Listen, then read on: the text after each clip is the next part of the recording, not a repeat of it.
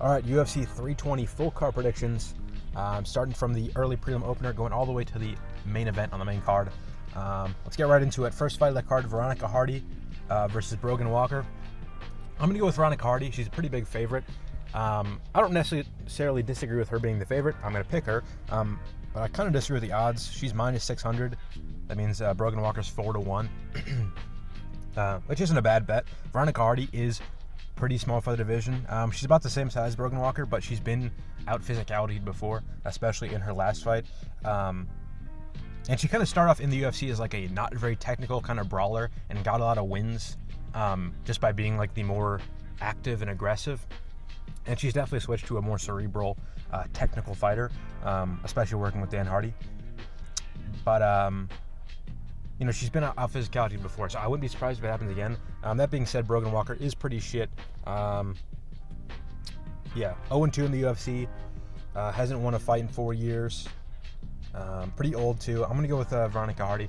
I don't know. She's the better fighter, but that doesn't always mean you're going to win, which we've seen in her career. But I think she'll win this one. Next fight up the card, Ramiz Brahimaj versus Austin Vanderford. I'm going to go with Brahimaj. If it were after the Themagrimbo fight, I'd definitely consider Vanderford, especially, considering what we've seen of him in his last two. Or not even his last two, just his last fight against Nikolay Veretennikov. It was a pretty impressive performance, but I don't think Veretennikov is that good, especially in the grappling. I don't think he's much of a grappler. So I'm not that surprised that Vanderford had that level of a performance. And I think Brahimaj has improved a lot. He's 32, which is not usually an age where people have like a career resurgence. But since the Grimbo fight, he's fought Mickey Gall and Billy Goff. And I know those aren't the best fighters, and he's probably a good matchup for both of them. But I thought that, we've seen a lot of fighters fight Mickey Gall and not look that good. Like even Basile Fez and people like that. Like they have close competitive fights with Mickey Gall. And Brahimaj went out there and did what you're supposed to do when you fight a guy like Mickey Gall, and he chinned him in the first round. And then Billy Goff, he was a big underdog in that fight. In my prediction video, I'm thinking about picking Brahimaj. The odds are way too wide, and Brahimaj went out there. He's winning on the feet, and then in the clinch, he got a standing guillotine pretty impressively. And that's something I wouldn't have imagined Brahimaj able to do just 2 years ago in his career. So I'm going to pick him. I think he's improved a lot. I don't think Vanderford is necessarily proven just because he beat Nikolay Veretennikov, who we'll talk about in a second.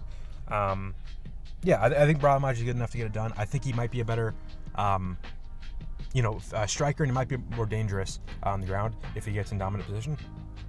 I know Vanderford got a ground and pound TKO in his fight, but I think it was after a knockdown. And I don't think he's going to be able to have those opportunities against a guy like Brahimaj, who's a little more tested, a little more proven, and a little more experienced against, not the top level of welterweight, but, at least, Garimbo, who is close to the rankings, and, Billy Goff, who is a hype prospect, and, stuff like that. So I think Brahimaj will get it done. Next fight of the card, Punahele Soriano versus Nikolay Veretennikov. Nikolay Veretennikov, not very good at fighting. Got finished by Austin Vanderford. Had a really competitive and close fight with Danny Barlow, which at the time seemed pretty impressive because Danny Barlow was a high prospect. But based on his performance in that fight and how good we know Veretennikov is, and based on his performance in his fight against Sam Patterson, we know Danny Barlow, not all that. He's got a good left hand, but he's not the most technical, defensive fighter. Not very much a great grappler. That being said, he did out-grapple Veretennikov, and that's probably why he won the fight. And I think Punahele Soriano, maybe not a better grappler, but he's probably way stronger. He's probably a better grappler than Danny Barlow, and he's probably way stronger. And I think he's way more dangerous than Danny Barlow as far as having, multiple tools. Like he can land a left hook and he can land a straight right, whereas Danny Barlow is like a, straight left only. So I'm gonna go with Punahele Soriano. I think he might get a first round finish. I could see him. His last performance against Uros Medic, who I rate pretty highly in the welterweight division, he just knocked him out clean in the first round. And that performance has gotten a little bit less impressive when Gilbert Urbina almost just did the same thing. But Gilbert Urbina didn't get the knockout, and Soriano did, and that was before Medic's chin was cracked. So I think that's a little more impressive. And then Soriano's always been a guy who's just kind of at the upper levels of welterweight, middleweight. Not, again, ranked level, but like, top 30, top 25-ish. And I don't think Veretennikov is nearly there. He beat Francisco Prado, but Francisco Prado was small. Francisco Prado's last fight at lightweight was against, the guy that looks like Ryan Garcia, Zellhuber. And Prado was too small for that fight, and that's why he lost. He was getting outreached and outsized, and then he went up to welterweight after that fight and fought Veretennikov, which doesn't make a lot of sense, and that's kind of why. That fight was really close, and he was fighting a small, slow lightweight. So I'm going to go with Soriano. I think he'll get it done probably by a quick finish. Next fight off the card, Patchy Mix versus Jakub Wiklacz. It's hard to pick Patchy Mix after his last fight, and he got basically, if he had that performance against anyone at bantamweight, literally anyone on the roster, I think he'd probably lose. He just couldn't get going at all. He started to get behind on the feet, and he couldn't catch up at all. And Mario Bautista just kind of rolled to an easy decision win. But I don't know if Jakub Wiklacz has the ability to keep a pressure on like that and stay clean and stay technical, and also not gas out through the duration of the fight. Wiklacz is a little bit more prone to getting overzealous and getting carried away, and he opens up with his strikes a lot more. He leaves himself open, and he overthrows strikes a lot, and he does a lot of more dynamic stuff, ending with body kicks and spinning during combinations, or just in general. And I think that leaves him open to opportunities in the grappling for Patchy Mix. I could definitely see Wiklacz overthrowing an overhand right, or throwing a spinning back fist and then getting his back taken and getting submitted. I think that's probably what's going to happen. I could see him also, ending a combination by charging in and crashing into the clinch and getting into a losing grappling exchange there, just because of how dangerous Patchy Mix is in the grappling. And I also think it's been kind of overstated how drastic of a change that was in Patchy Mix's career, his last performance, or it's been understated rather. Patchy Mix is a guy who took Kyoji Horiguchi to a decision and beat him, that's very uncommon to do. I'm trying to think of guys that have done that. It's like Demetrius Johnson. I think that's it in my memory. That's a very impressive performance. Even a guy like Sergio Pettis, who was outside of the UFC, one of the better bantamweights, he was getting whooped by Kyoji Horiguchi before he found the finish in the fourth round, maybe the fifth round even. And Kyoji Horiguchi is a flyweight, so the ability to do that to a guy like Horiguchi, pretty impressive. He also beat Magomedov, who I think his only loss before that was to Peter Yan really early on. And Magomedov, is that his name? Magomedov? I'm pretty sure that's his name. It sounds wrong because it's it's a little stereotypical. But Magomedov has a win over Peter Yan as well. That was kind of not controversial. Just I think Peter Yan got a point deducted, or 2 points deducted for a headbutt or something, and that led to him losing a split decision. But pretty good fighter, and Patchy Mix beat him I think twice, once by decision and once by submission. Patchy Mix he's fought opponents well above the level of Wiklacz, but I just think the odds are so close. He's only a 2.5 to 1 favorite, because that was a really bad step back in performance. But I don't think it was that, that didn't prove that Patchy Mix sucks. I just think it proved that in this fight he couldn't get going. And if he can't get going at all, he's going to look really bad. But I don't think that's going to be the case in this fight. I think that Wiklacz leaves himself open. He's not going to stay clean if he's going to put on the kind of pace that Bautista did. So I'm going to pick Patchy Mix to, through an opening, find either a knee up the middle, or find a dominant position in the grappling, especially the back kick. I think that's the most likely. I could definitely see Wiklacz overthrowing a right hand and getting ducked under and then having his back taken, or spinning back kick or spinning back fist and getting his back taken, and then Patchy Mix just jumps right on, 2 hooks in, ready to choke pretty quickly. Next fight of the card, Macy Chiasson versus Yana Santos. I'm picking Chiasson. I think she's one of the better fighters at bantamweight. She had a really bad performance in her last fight against, I'm pretty sure it was Ketlin Vieira. Yeah. Horrible fight, and she didn't get dominated because Ketlin Vieira basically did nothing, but Macy Chiasson did significantly less nothing. So very bad performance. It's hard to pick someone after a performance like that.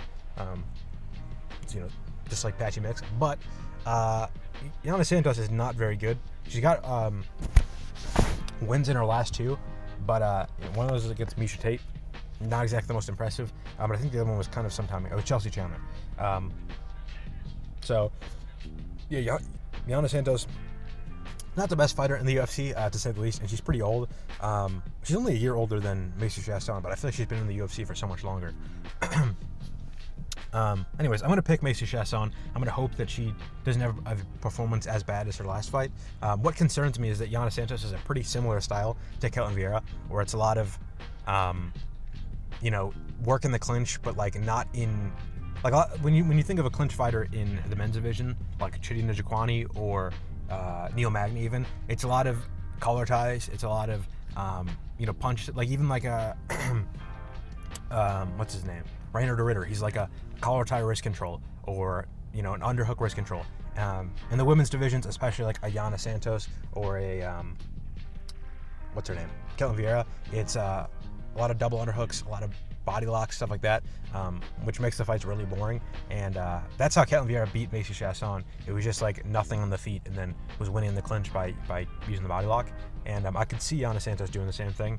However, it's just hard for me to pick someone. Like, I know Macy Chiasson, like what she showed in the Irina Aldana fight before she got up kicked to the liver on accident, clearly.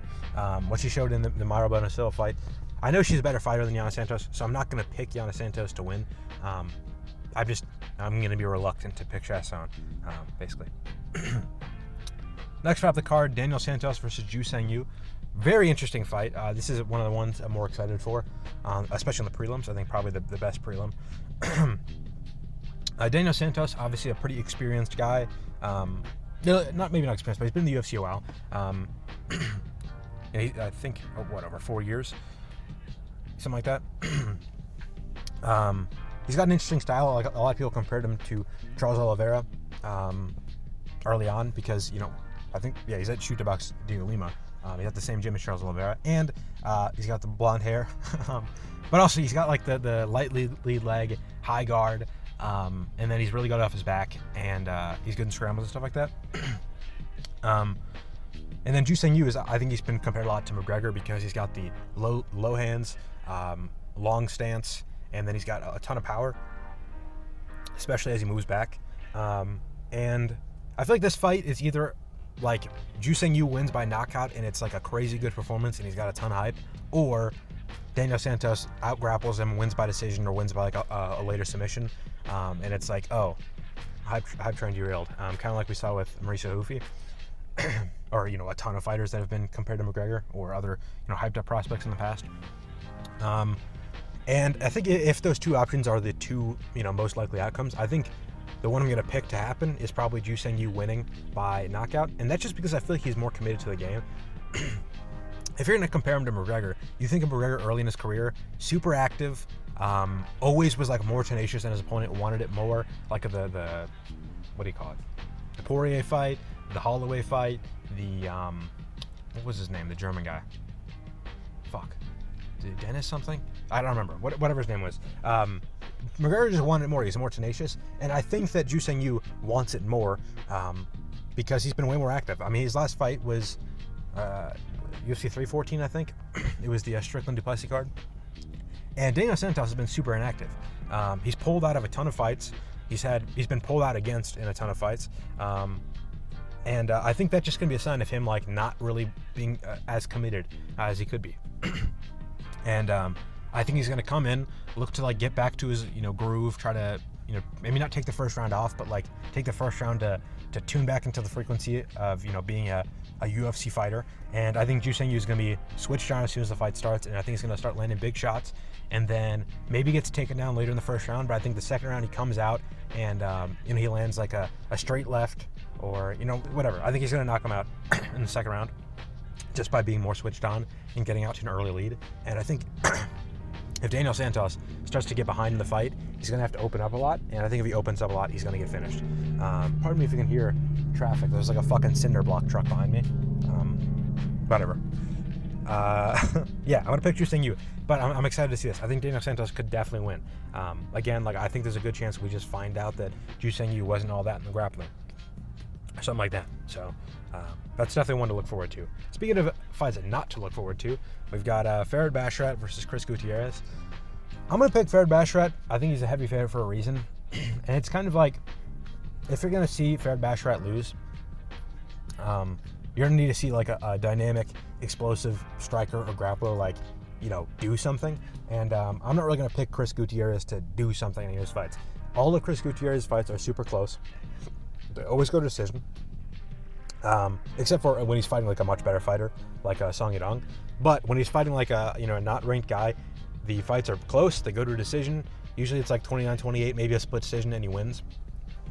And you never really see him like, oh shit, the round's getting close and the round's about to end.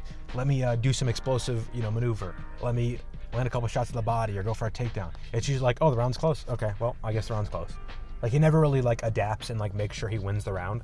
And not that Farid Basharat really does that either, but I think Farid Basharat is a little bit better at that kind of style. His fights are also always pretty close. Same thing with his brother Jav Basharat until he's getting knocked out by Ricky Simone. He's having pretty close fights with everyone. But he's doing a little bit better to just eke out the decision. Go for takedown at the end of the round. Use some body kicks. Be ahead. Like a lot of times a judge, if a round's pretty close, they'll pick, this guy landed a couple good leg kicks. Maybe the other guy's hurting to the legs, or this guy landed shots to the body. Maybe those are undervalued. I'm going to pick him. And I think that Farid Basharat is a lot better at doing that. And I think he's a much better grappler. I don't think Chris Gutierrez is a bad grappler. I haven't seen him grappled easily by someone. But I think that I've seen Farid Basharat look pretty impressive on the ground. Look a lot more dangerous on the ground than he is on the feet. So yeah, I'll pick Farid Basharat. But I don't think this fight's going to be worth watching. I think it'll be probably a 29-28 decision. But I think Farid Basharat's probably a shoe-in to win by that. So I'm picking him. Next fight of the card, Edmen Shahbazyan versus Andre Muniz. Yeah, I'm not super interested in picking Andre Muniz in any fights going forward. A lot of people are probably considering picking him because of Shahbazyan's performance against Meerschaert, where he dropped Meerschaert to the body and then tried to knock him out to the head, and then ended up on bottom and got arm triangled and submitted. And I get that because Muniz is a pretty good grappler like Meerschaert. The problem is Andre Muniz has basically no wrestling, and he has basically no striking or striking defense. And he's, at least in his last fight, he looked really chinny. He got hit with like the shortest left hook ever by Ikram Aliskerov, and he got put out. And honestly, I don't think Ikram is all that good. And if you're getting like easily knocked out like that, maybe he's powerful. I don't really know if he is that. I mean, who have we seen Ikram knock out? Like Phil Hawes? He's real chinny. I don't know. But yeah, I'm not interested in picking Muniz after that performance, and the Paul Craig performance, similar thing. He got out wrestled by Paul Craig. He got out tenaciously grappled on the ground, which is just not what you want to see when you're going to pick someone. Paul Craig is usually the kind of guy to be the better jiu-jitsu player, but get out grappled. And it was kind of the other way around for Muniz, where he was maybe a little bit better off his back, but Paul Craig was able to use better wrestling and ground and pound to finish him. So I don't love that performance at all.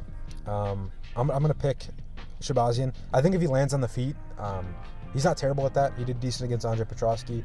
He did good against, what's his name, Jared Gordon, something like that. Now, Jared Gordon is the lightweight. What the fuck is that guy's name? Something Gooden, who's been cut and also just lost his first fight out of the UFC.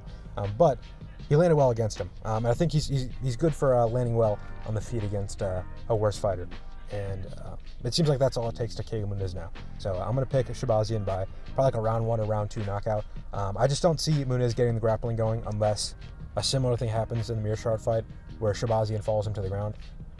Shahbazyan's got decent enough takedown defense. So I don't know how Muniz gets a fight going his way, especially when he couldn't out grapple, or not even out grapple. He couldn't out wrestle Paul Craig, who's been out wrestled by everyone he's fought. So I'm going Shahbazyan. Next fight up the card, Ateba Gautier versus Tre'Ston Vines. Just want to thank Tre'Ston Vines for sacrificing himself for this fight. They haven't released the odds yet, but I want to know what they are. I gotta imagine Gautier is a 50-1 favorite or something like that. Tre'Ston Vines, on a decent streak. He's won 4 in a row. He's at EFC, or is he NFC?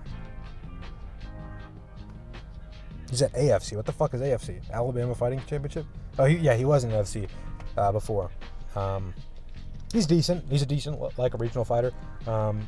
He's not the kind of guy where if I saw a win against him on like an up-and-coming fighter's record, I'd be like, oh, that's, you can ignore that. Like, this guy's a bum. He's a decent fighter, but he's been first round knocked out in the first round 3 times in his career. And Gautier, not the guy who made somebody I used to know, but Ateba Gautier, pretty good at knocking people out in the first round if you haven't noticed. Did it to Jose Medina, did it to the fake Yuri Prochazka. What was that guy's name? I don't remember. But, Robert Valentin. He did it in the Contender Series. The guy's pretty good at knocking people out in the first round. From what it sounds like, he's improving a lot. I always hear people in his camp say that like he spends like 10 hours a day training. All he does is watch cartoons and train. I believe it. He's looked improved in all of his fights. He looks really dangerous. And Tre'Ston Vines is probably getting put on a fucking t-shirt or something. Like this is a sacrificial lamb. Now I'm a little worried because I felt the same way about Johnny Walker against Zhang Mingyang. And like if a fight makes too much sense, it'll never happen that way. So I'm a little bit worried, but I'll pick Gautier to knock him on the first round. Literally the odds for a first round knockout are probably like still 10-1, or 1-10 rather. It's probably minus 1,000 for Ateba Gautier to knock Tre'Ston Vines out in the first round. So yeah, not a good look, but at least we'll get a highlight. It was going to be Ozzy Diaz, but I guess instead it'll have to be Tre'Ston Vines. Whatever. Next up the card, onto the main card, we got Joe Pyfer versus Abusipian Magomedov. I'm going to go with Abus, and I don't really have a ton of reason why. I just kind of feel like we're owed a good Abus performance. He's won his last 3, but none of them have been that impressive. Looked decent against Bruno Ferreira. Looked decent against Michel. But he's fought 2 guys in a row who are like first-round fighters, and I think the UFC did that on purpose because they know Abus is kind of a first-round fighter, and they're like, if we put a first-round fighter against a first-round fighter, they're both gonna, it's a guaranteed first-round finish. But none of the fights have gone that way. But I don't think he looked that bad in any of them. My only problem with Abus is he's very, very chinny, and he's not like defensively clueless, but he's like got like the light heavyweight syndrome where it's like he just doesn't move his head very much. And he likes to keep his lead hand low. So he's just like probably going to get hit eventually. I'm just going to pick him to fucking front kick and then submit Joe Pyfer. I don't really know why. I just feel like Joe Pyfer is not that good defensively either. And he's much smaller. And if someone's going to get hit, I feel like it's Joe Pyfer. And I just kind of feel like we're going to see Joe Pyfer get finished like embarrassingly. Like that's just the kind of person he is. Like I feel like he's just the guy that ends up getting finished embarrassingly. So, I'm going to go with Abus to just finish him embarrassingly. Like, I think it's going to be like a front kick in the first 20 seconds, like he did against Stoltzfus. And then he's going to get, dropped, and then he's just going to fall into like an arm triangle or like get his back taken and get submitted or something like that. Don't bet on this fight with my prediction. I don't know. I kind of want to see it happen, and I feel like it's likely. Like, Joe Pyfer did basically nothing against Kelvin Gastelum. Did drop him like once or twice. But Gastelum sucks. And the fact that Pyfer wasn't able to put like any pressure on, I also feel like it's very possible Abus just wins like a very boring decision, like keeps to the body and maybe like a little clinch wrestling and just wins a fight that way. I don't know. I don't think Pyfer's all that good, so I'm gonna pick Abus by domination. Next fight off the card, Josh Emmett versus Youssef Zalal. After Josh Emmett's last fight and Youssef Zalal's last fight, I think the blueprint is pretty much written for how Zalal's going to win, and I'm going to pick him to do it. It's just stick and move, stay on the outside. Zalal, beat up Calvin Kattar for the first 2 rounds, and then he felt like Kattar was getting desperate and looking for a finish, and he just backed up and ran away the 3rd round and won the fight pretty clearly. I think a similar thing will happen with Josh Emmett. Josh Emmett is just like the Lerone Murphy fight. He literally couldn't land anything at all. I did dump Lerone Murphy on his head once, but he lost every round very clearly just because he couldn't get on the inside. And then in the 5th round, he's doing the thing where he's like turning his back and he's like, talking shit, but like he literally couldn't land a strike at all. And that's just Josh Emmett's thing. It's like he either gets the big knockout or he's unable to like get on the inside and land, unless it's Calvin Kattar, and then he'll land a little bit, but he'll win a robbery decision by landing on the arms a lot. But I don't think he's going to do that against Zalal. Zalal's good at stick and moving. He's good at teeping the body. He's good at using his range. And I think that's the best way to beat Emmett. Honestly, of all fighters in the UFC that haven't fought Josh Emmett in featherweight, I think that Zalal's probably the best one to beat him. Maybe Volk, but even then Volk is pretty open when he backs up. He doesn't have as much range as Zalal. So I think Zalal might be the best flyweight other than like Ilya and Evloev and Murphy. People, I don't know. I think that Zalal pretty easily beats Josh Emmett. Just stick and move. It's gonna be a boring fight. I think maybe he lands a knee up the middle or something. I mean, Emmett's pretty easy to counter when you're a rangy guy like Zalal. But I don't think he'll risk it. There's no really reason to, unless he gets behind or something. But yeah, I saw an interview. Josh Emmett said that he was training with TJ Dillashaw, and he threw up 5 times on his first day. And it's like, you think anyone's gonna pick you after hearing that? Like, why would that change anyone? Oh, you're throwing up in training? Okay, never mind. He's definitely gonna win. I don't know. I don't know why fighters say shit like that. It's like the same thing with Tony Ferguson and David Goggins. It's like, oh, Tony Ferguson broke his foot and like got physically ill for the entirety of his training camp because he was training with David Goggins. And I'm supposed to be like impressed by that? I'm like, you're a fucking idiot. That's not impressive at all. And he's 40, so whatever. I'm picking Zalal. I don't know what they'll do after. Maybe Zalal will fight like a Diego Lopez or something after this fight. But I kind of want to see him fight like a good matchup because like Cater was washed, Emmett's washed, and then before that, like Zalal hasn't really fought anyone that's in the rankings, right? I don't know. I think he's good, but we'll have to see him fight like someone that's not like a tailor-made matchup. So yeah, I'll go Zalal. Next fight on the card, Yuri Prochazka versus Khalil Rountree. I wrote some notes in this fight. Let me just open those up real quick. Where are we? Fight notes. There we go.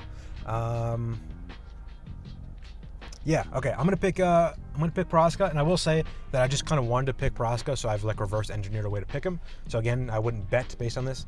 I'll start with this actually. I think that I'm a little bit worried about Prochazka getting caught because I feel like he does have the kind of style to get just caught by like an errant punch, and Rountree does throw a lot of like clean but wide hooks. He kind of overthrows his longer punches too. So I would be worried about him getting caught by an errant punch. And then also the leg kicks. Leg kicks are a thing I'd very much worry about. Prochazka didn't check any leg kicks in the second fight against Pereira after it was like very glaringly a problem in the first fight. So, and then the same thing with the Rakic fight. Like, we knew after the first Pereira fight that going forward, Prochazka is going to have to worry about leg kicks. And then he didn't worry about them at all against Rakic. And he lost the first round because of it. He ended up winning that fight, but he was getting behind because of leg kicks. And then, a couple months later, it was the second Pereira fight, and he didn't check leg kicks at all. He instead just tried to counter on him, which I don't hate for this matchup, but I want to see him, check a couple low kicks before I'm like confident picking him against anyone who's going to kick legs. And Rountree's got some pretty good leg kicks. We used them really well against Jamal Hill, who's not a guy who's super easy to leg kick. Yeah, I don't love that, but a couple things that Yuri has that I like to pick him. One, his jab is really good. He's got a good upwards jab.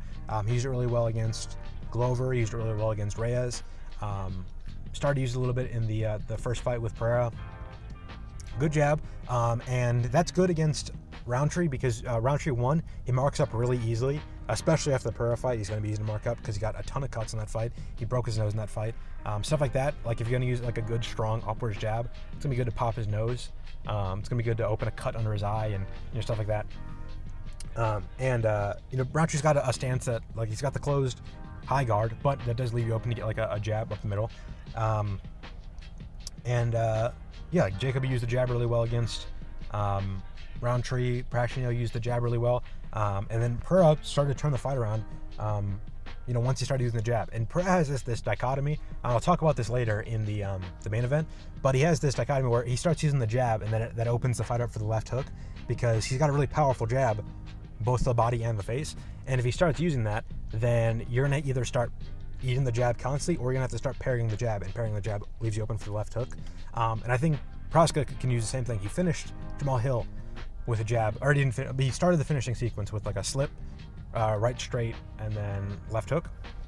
And if he can start getting Roundtree to parry at the jab, then he will open him up for the left hook, like Pereira was able to.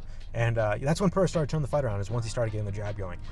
He threw a lot of kicks against Roundtree, and Roundtree's really good at countering kicks because he's like a Thai style fighter, which a lot of like catch a kick and throw, or counter kicks with kicks, or slipping kicks and stuff like that.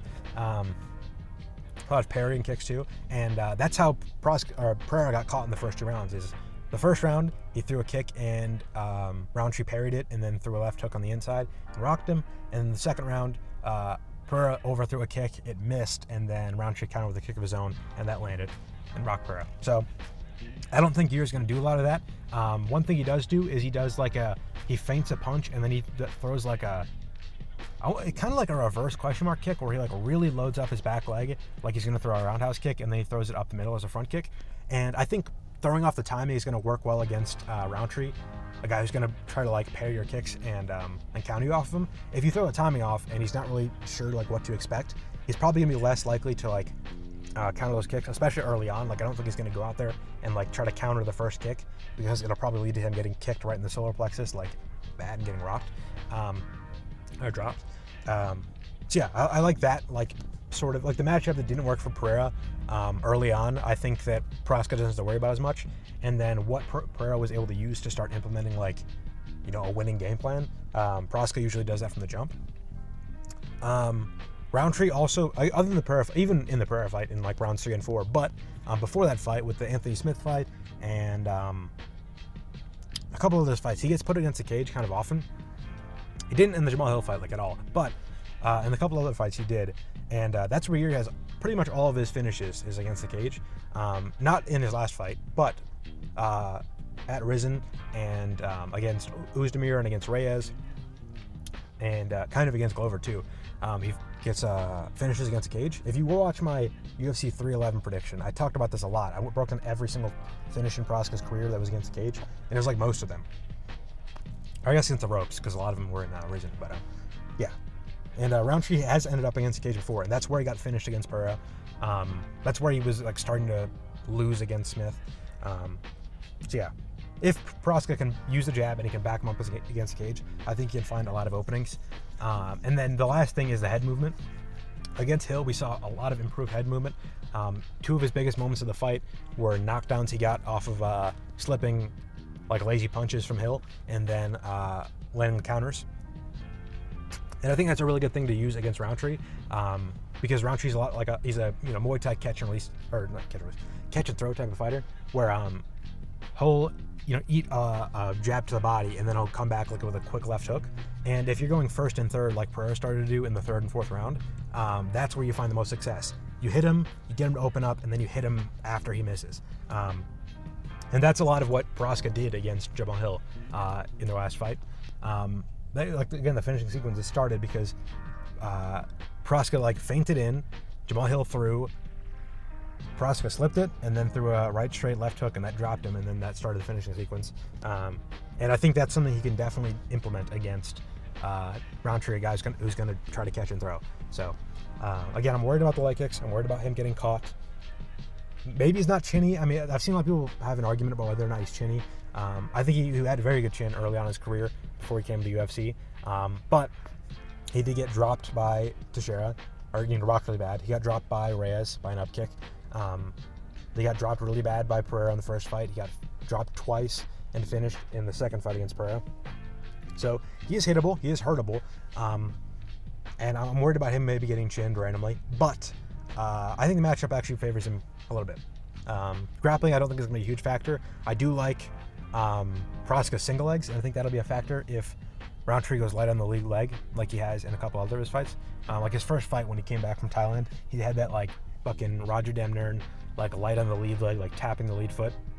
And I don't think Roger's going to do that against a fighter who's as dangerous and as good as Proska. But if he does, Proska's got good, explosive like 1-2s, which could knock him over. And then also he's got a good single leg that he can just, pick up the lead leg of, especially in an opposite stance. So, I think also Yuri's undefeated against southpaws. I had that stat in my head. I'm not 100% sure if it's true, but at least in the UFC, he's only lost to Pereira, and he beat Jamal Hill and Reyes, and those are both southpaws. So, yeah, I like the matchup. Okay, next fight of the card, we've got co-main event, title fight, Merab Dvalishvili versus Corey Sandhagen. This is going to be a closer fight than I think a lot of people think. And I wrote a lot about this fight, so I'm just going to read what I wrote so I don't miss anything. Okay, I originally picked Sean O'Malley to beat Merab in the first fight because I thought he would be able to keep his back off the cage. He would manage distance in a way that was good enough to only, receive bad takedown shots from away from the cage that he could easily stuff. And then I thought he'd be able to find Merab's chin like Cejudo and Moraes were able to when they dropped and almost finished him. More Moraes. Moraes almost finished him. He got very close, and then Cejudo just had a flash knockdown. O'Malley was generally able to keep his back off the cage, especially before he started to slow down. But he was unable to stuff the shitty takedowns on the middle of the cage. He was also unable to find Merab's shin through 8 rounds of fighting. And I think it's clear that Merab has definitely improved his ability to not get hit when he's fighting someone like O'Malley. Against O'Malley on the feet, he was a lot less aggressive than he was against Cejudo, than he was against Yan, than he was against Aldo. Or maybe not Yan, but definitely than he was against. He was a lot more aggressive against and they're striking against Umar and against Cejudo and against Moraes. I think that Sandhagen will be about as good as O'Malley as staying off the cage. Maybe not as good. O'Malley's got really good footwork. He's got really good distance management. I don't think that ability will fade as much over time as O'Malley's did. O'Malley slowed down a lot in the first fight, and it's definitely the second fight with being able to use footwork to stay off the cage. I also think that Sandhagen will be much better at preventing the shittier takedowns in the middle of the cage. That was my big thing with the first O'Malley fight, was if Merab can't get you against the cage, his takedowns are really bad.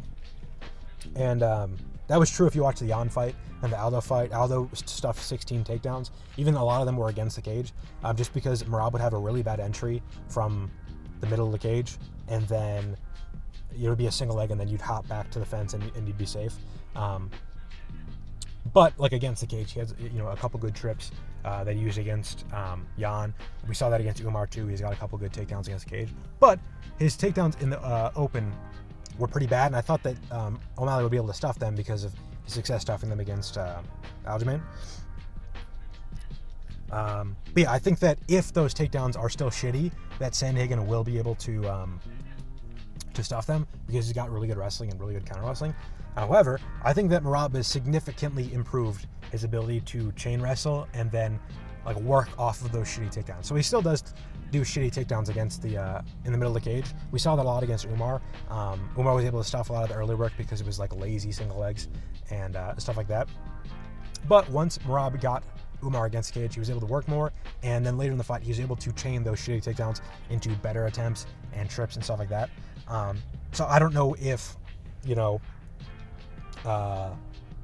even if Sandhagen is able to stuff those, I don't know if that's going to throughout the fight, it's if Merab can't get him against the fence, he can't take him down. I think he'll be able to use the takedowns to bring him against the fence and then chain those in with judo trips and stuff like that.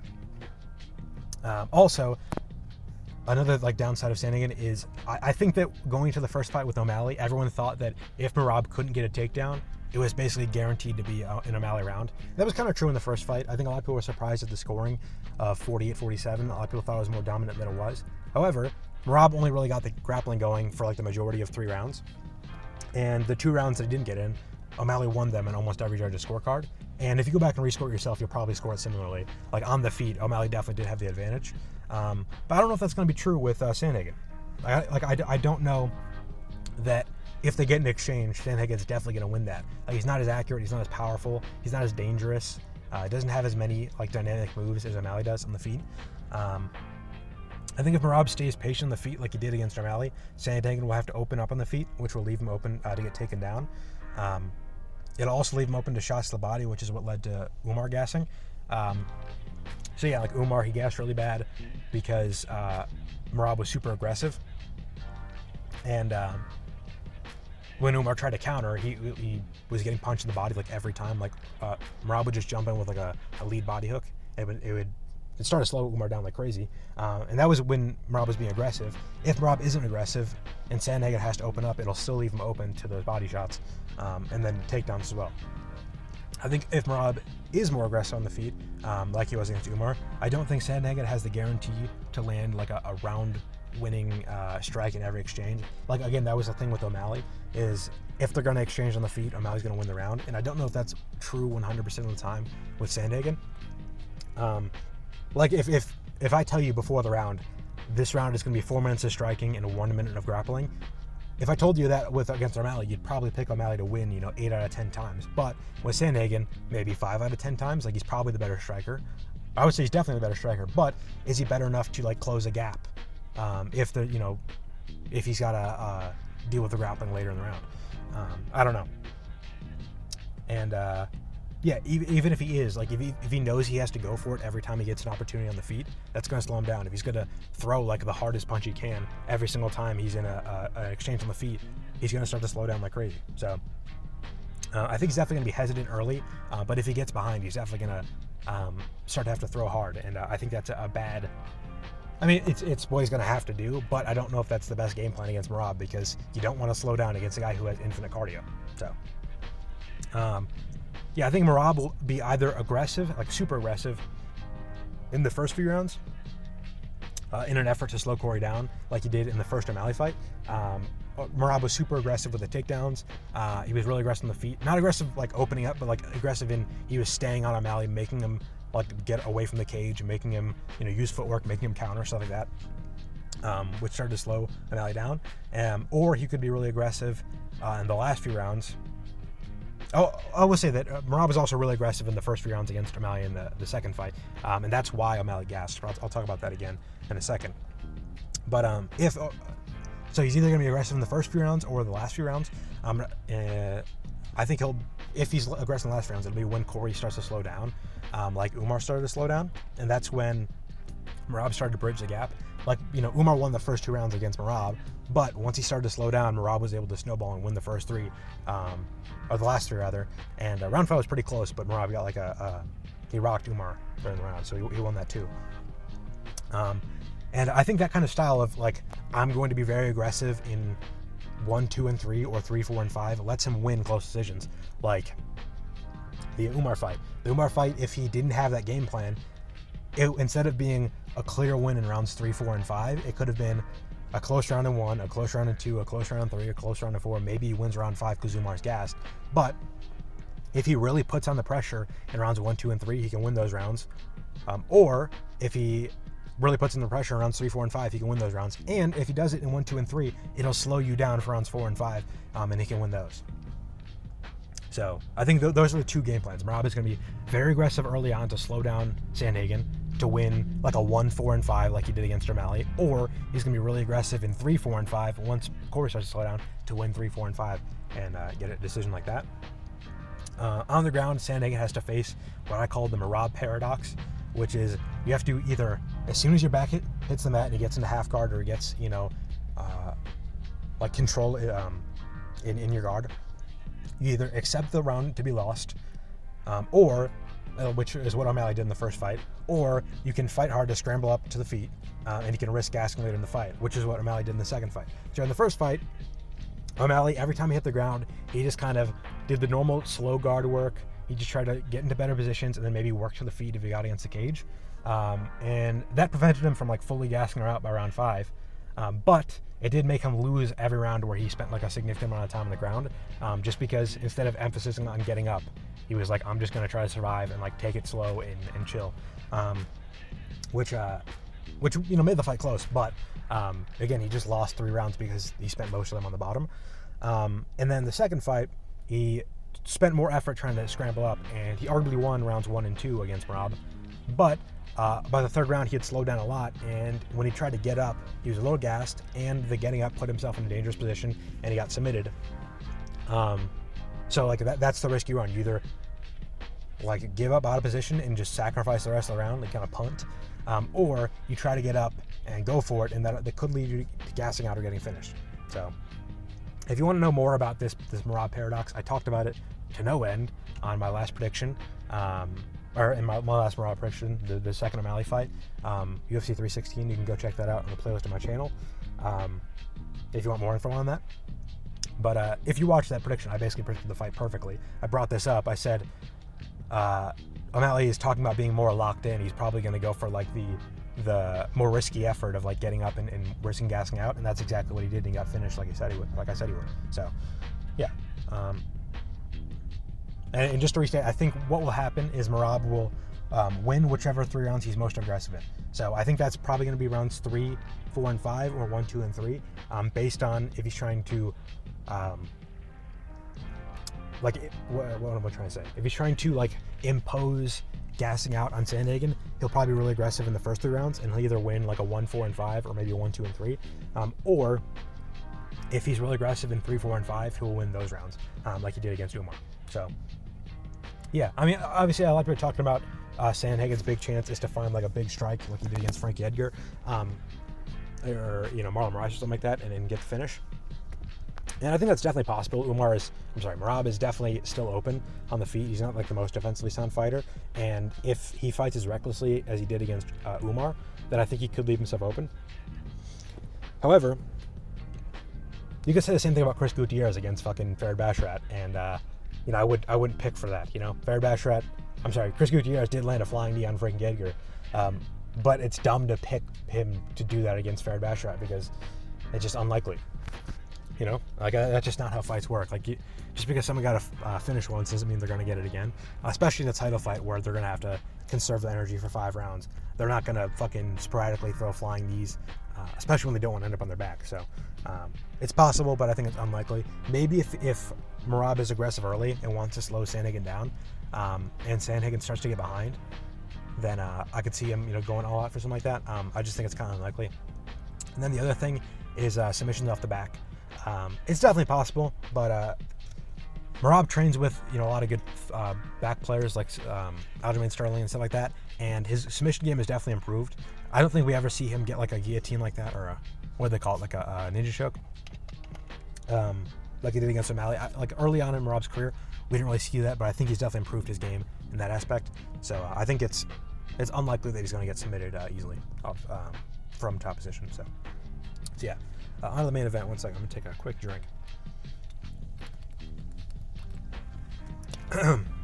Okay, because this is a rematch, I've written less about this because I've talked about this fight before. I did pick Pereira in the first fight.